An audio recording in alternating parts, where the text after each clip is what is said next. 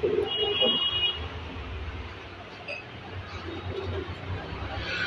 आपल्या मनसे कार्यालयामध्ये या ताई आपल्या केतवाडीतल्या रहिवासी आहे। आज ह्या मारवाडी व्यापाऱ्यांनी त्यांच्याशी उद्धव ठाकरे मराठीबद्दल काही गोष्टी बोलल्या। ताई जवळ तुम्ही 2 मिनिटं सांगा काय बोलला। मी विमल मस्कर, मी सोमवार दिनांक 2 तारखेला मी संध्याकाळी 7:30च्या दरम्यान ह्या महादेव स्टोर या माणसाच्या दुकानात मी गेले। ह्या माणसाला मी तरीही त्याची चुकी असताना 3 वेळा विचारलं। हा बोलतो मारवाडी में बात करने का। मी याला 3 वेळा विचारलं, क्यों 3 वेळा विचारलं, तरी हा माणूस मला म्हणतो बीजेपी आया है तो मारवाड़ी में बात करने का, मराठी में बात करने का नहीं, अभी मुंबई बीजेपी का, मुंबई मारवाडी का। तर आता ह्याच्यावर तोडगा काय? सॉरी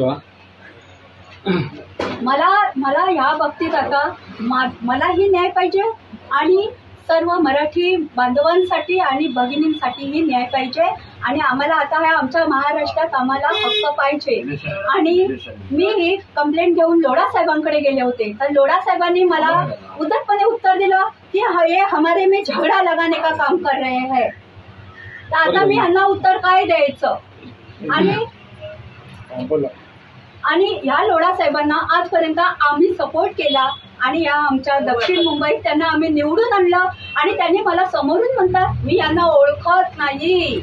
म्हणजे हा प्रश्न कुठे गेला?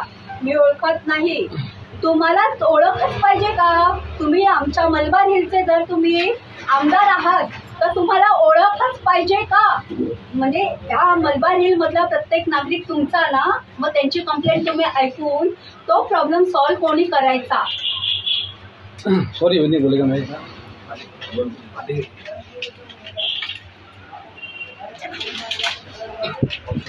क्या होगा कोई सामान लेना मेरे पास सामान लेना है।